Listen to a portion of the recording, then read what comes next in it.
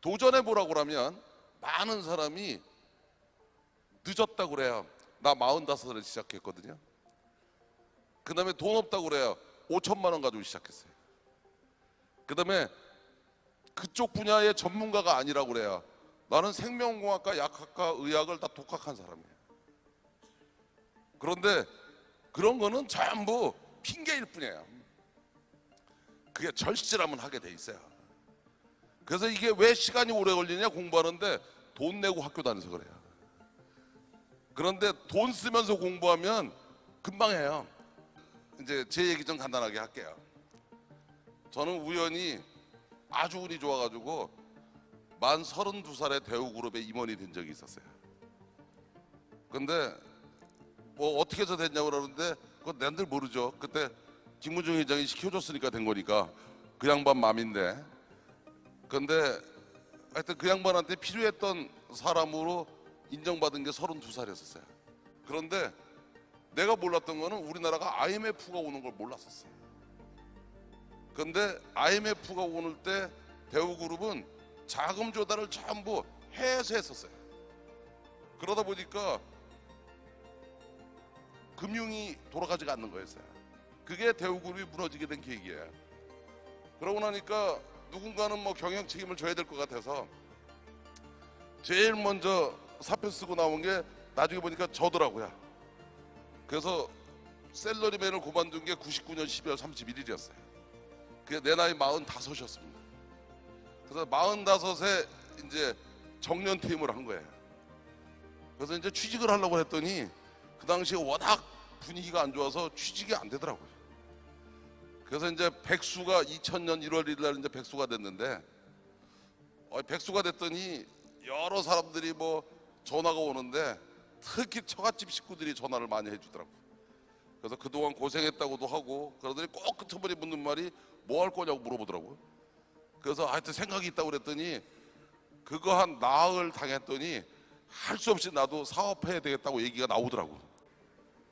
사실 제일 안 좋은 거는요, 아무 변화가 없는 겁니다. 아무 변화가 없는 거는 기회도 없는 거예요. 시도도 할 수 있는 틈도 없는 거예요. 나 2000년에 5천만 원 가지고 사업 시작했어요. 근데 내가 해보니까 5천만 원 가지고 전 세계 천등 안에 들어가는데 11년 걸리더라고요. 그럼 어떻게 보면 여기 있는 모든 사람들은 다 나보다 나으면 나았지 나쁠 게 없을 것 같아요. 현재 건국 이래 처음으로 대한민국의 약이 위로는 아이슬란드부터 아메리카 공화국까지 수출되고 있어요. 우리 첫 번째 제품이 북유럽에서는 쉐어를 100% 하고 있고요. 영국에서는 90% 하고 있고요. 유럽에서는 이미 60%를 넘었어요. 첫 번째 제품이 3달 지났는데 이미 유럽에서 쉐어를 30% 하고 있어요.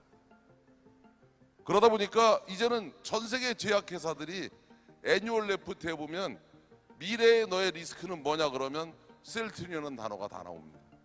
결론적으로 셀트리온이 어떻게 됐다서 그게 지대의 미래의 리스크가 될 수 있다, 그렇게 얘기해요. 전 세계 제약업계에서 셀트리온 회사를 모르는 회사는 없습니다. 그래서 현재는 저희 회사에서 이제 6명이 5천만 원 가지고 차렸던 홀딩스가 현재 자산이 이미 5조인 회사가 됐고요.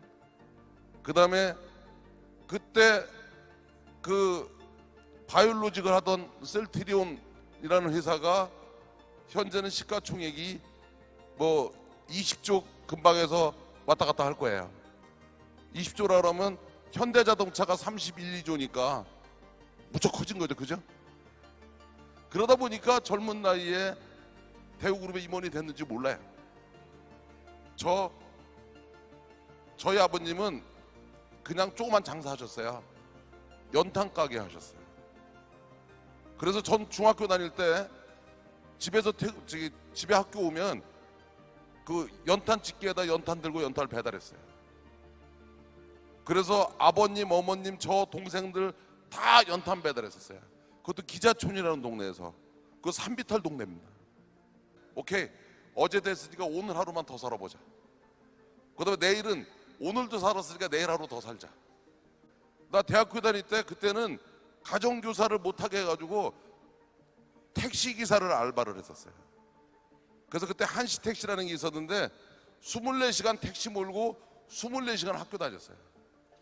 그래도 대학교 졸업할 때 4.3 만점에 4.18로 졸업했어요. 단 하루도 그냥 살지는 않았어요. 그래서 나는 똑똑하다 안 똑똑하다는 중요하지 않다고 생각해요. 습관입니다. 생활 습관. 각자들 뭐 이렇게 하는 사람 얘기도 듣고 저렇게 하는 사람 얘기도 듣고 다 들었는데 공통적인 거는 다 평범했던 사람들인 거예요. 그런데 지금 와서 대단한 사람이 돼 있는 겁니다. 그 얘기는 여러분도 할 수 있다는 얘기예요. 왜냐면 나도 했으니까. 나 그렇게 대단한 사람 아니었으니까. 내가 해본 경험으로는 절박하면 절실하면 이겨내게 돼 있어요. 그래서 시작하면 꼭 성공해요. 다만 일찍 하느냐 늦게 하느냐 차이는 있을지 몰라도. 그래서 그런 자신감을 갖는 게 좋을 거라고 생각해요. 그 다음에 도전을 해야지 열정이 생기는 것이지 열정은 누가 주는 선물이 아닙니다. 여러분도 할 수 있습니다. 이런 시대는 온다는 확신을 가지고 지금 여러분이 공부하는 것보다 공부의 폭을 넓히세요. 정보의 폭을 넓히세요. 그리고 또 여러분의 생각과 행동을 바꾸세요. 생활 습관을 바꾸세요. 도전하시는 게 중요해요.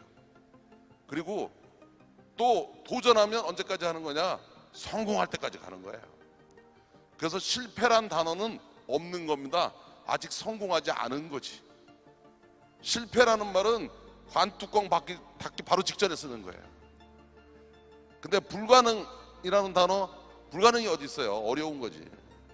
어려운 거는 자고 일어나면 다시 하면 되는 거예요. 성공하고 싶은 사람은 모든 사람이 좋아하는 사람이 돼줘야 돼요. 그래서 최소한도 미안함과 고마움을 아는 사람이 성공을 할 수 있고 그런 사람만이 성공을 해야 됩니다. 그걸 모르는 사람이 성공을 하면 그건 재앙이에요. 그래서 내가 해본 경험이 그렇습니다. 그래서 이런 새로운 시대가 오는 것이 여러분 모두에게 기회이기를 바랍니다. 자, 여러분 만나서 반가웠고 이런 영광된 자리를 갖게 해주신 데에 대해서 주최 측에 고맙게 생각합니다. 감사합니다. 고맙습니다.